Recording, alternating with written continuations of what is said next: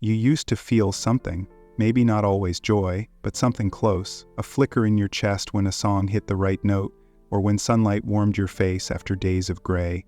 There were moments, quiet maybe, but still real, where the world gave back something that felt worth staying alive for.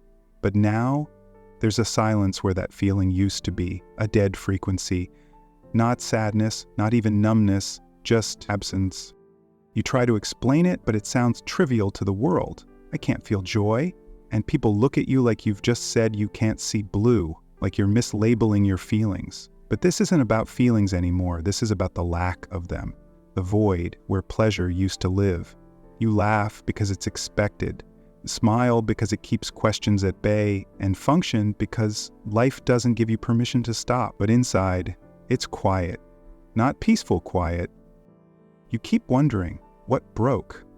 Was it a moment? A trauma?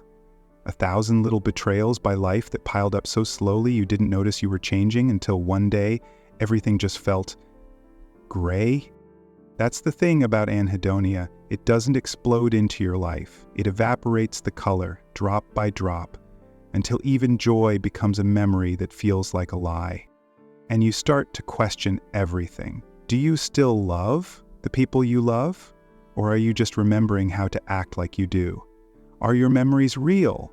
Or just old recordings you replay because you've forgotten how to feel in real time? Kierkegaard spoke of despair as a sickness of the self, not a disease of the body, but of the soul estranged from itself. He said there's something uniquely cruel in existing without being able to truly be. That's what this is, isn't it? You're here, you eat, you speak, you even laugh at times, but you're not in any of it.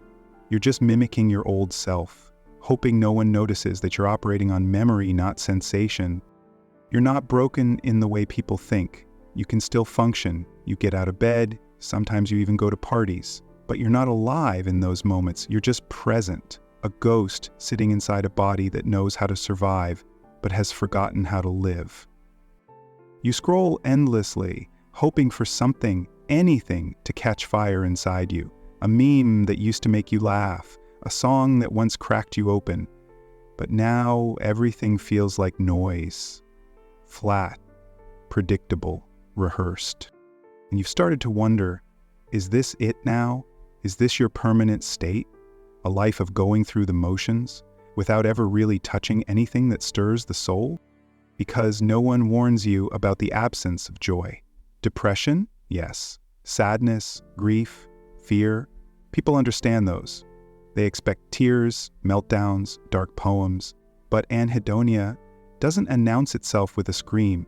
It whispers, quietly. It convinces you that you're fine, and then slowly removes the reasons you believe that in the first place. It's like trying to hear music after you've gone deaf. You know the notes, you remember the lyrics, but there's nothing coming through the speakers anymore. So you begin to fake it. Because faking it is easier than explaining. You smile when someone tells a joke. You say that's great when someone shares good news. You try to celebrate your own small wins. But there's a delay between action and meaning, like watching yourself from behind glass. And maybe the worst part is that you still remember what joy felt like, not in your body, but intellectually. You remember that it existed, and that memory mocks you. Because it reminds you that you've changed, that once things moved you, that once you felt alive. You've tried to fix it, haven't you? Exercising, journaling, therapy, medication. And sometimes it helps, briefly. You feel a spark, maybe, a flicker, but then it fades, and you're left wondering if that brief moment was real or just a trick of the light. Kierkegaard wrote about the idea of the aesthetic life, a life focused on pleasure, sensation, novelty. And he said that kind of life eventually collapses into despair.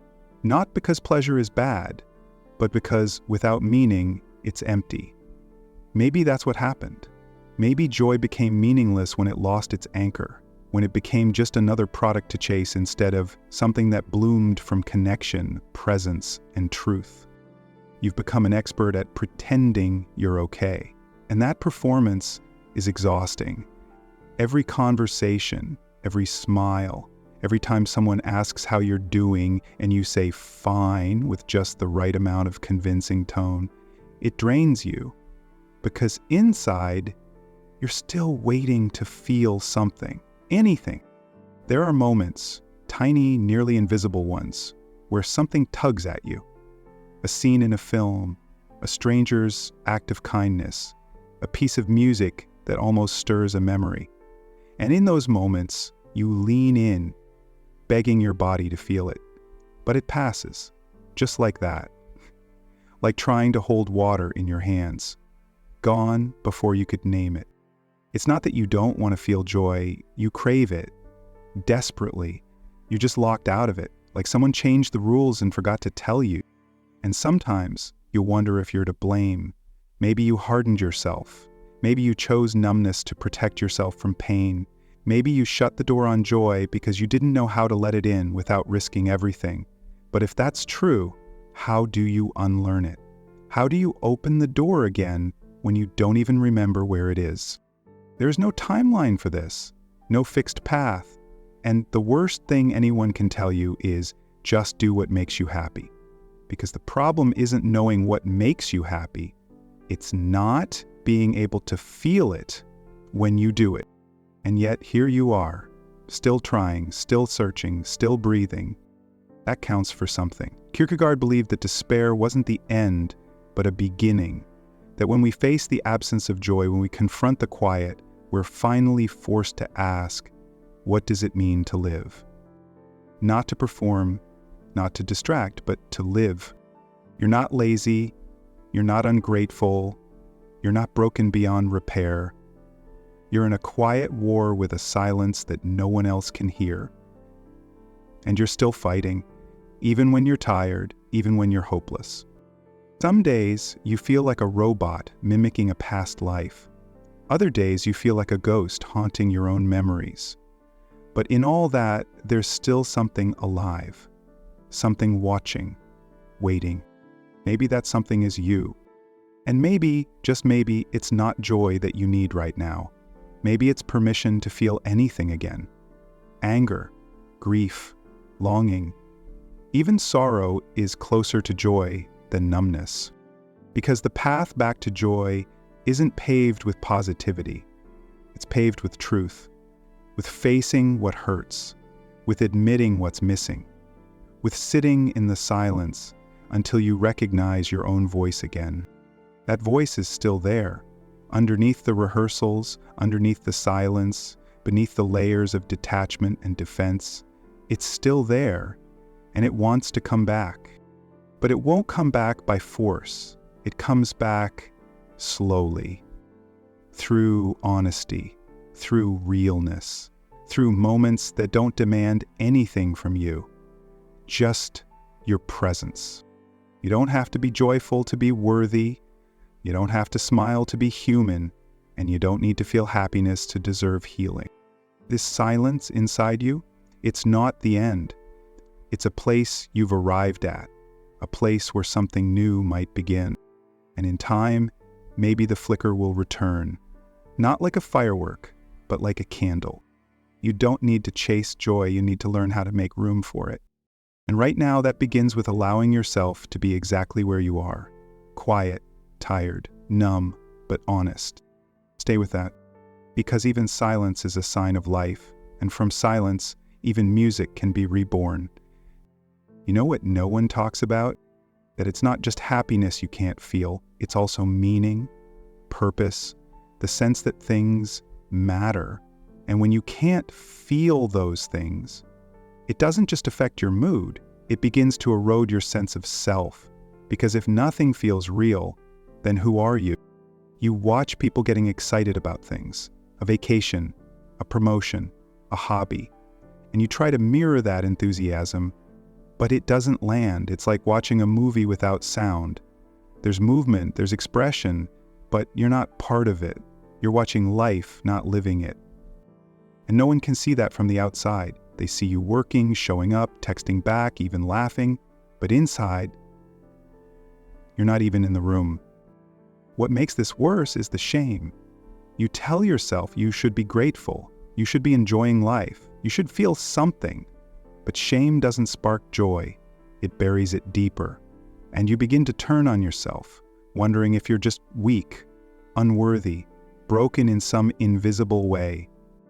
But what if this isn't your fault? What if you're not defective? What if you've been surviving for so long that your brain shut off joy to protect you? Because here's something we rarely admit. Joy is vulnerable. Feeling it means letting your guard down. It means believing, for even a second, that you're safe, that life won't snatch the moment away, that the people around you won't disappear, that you're allowed to love something without fearing its loss. And maybe, somewhere along the way, you learned that joy is dangerous, that every time you reached for it, it slipped through your hands or got used against you. So your brain did what brains do. It adapted. It learned to suppress, to mute the highs, so you wouldn't fall so far when things collapsed. And in the process, it taught you to live on low volume. It's not a failure, it's a survival strategy. But now survival, you want to feel again. And that want is important. Even if it doesn't change anything today, it means that part of you still believes it's possible. That maybe the spark isn't gone, just buried. Kierkegaard said that despair is not the absence of hope, it's the refusal to be oneself. And that might be where this all leads. The real pain of anhedonia isn't the loss of pleasure, it's the loss of identity. You don't recognize yourself anymore. Because who are you without the feelings that made life vivid? Who are you without the music, the color, the laughter? But you are still there, not as a memory, not as a performance, as a being, waiting to return home, to yourself. Maybe that return begins in the smallest places, not in chasing happiness, but in reconnecting to sensation. The feeling of warm water on your skin, the scent of something familiar, the sound of wind through trees. Not because they'll fix you, but because they remind you that you're still here, that your body remembers what your mind has forgotten. And even that can hurt, because once you start to feel again, you might also feel the grief of everything you missed while you were numb. That's part of healing too. You're not weak for feeling nothing. You're strong for surviving with nothing to hold on to. And you're allowed to ask for help. Not the kind of help that tells you to be more positive or try yoga, the kind that sits beside you in silence and says, I believe you. Because believing yourself is the first step back. You don't need answers right now. You need space, you need gentleness, you need time. And yes, it may take longer than you want. You might lose patience, you might relapse into old patterns, you might wonder if the feeling will ever come back. But even those moments are proof that something in you still cares, still hopes, still reaches. So let yourself be here. Let the silence speak. Let your body rest. Let the mask slip just a little, enough to feel your own breath again. You are not behind. You are not hopeless. You are not alone. You are human. And even if joy feels like a foreign language right now, you're still learning, still trying to speak. And that effort, invisible as it may be, is sacred. You may not feel it now, but you are healing. And healing, like joy, doesn't shout, but whispers. It's in the quiet persistence of your heartbeat. It's in the way you're still listening, still here, still hoping. Even now,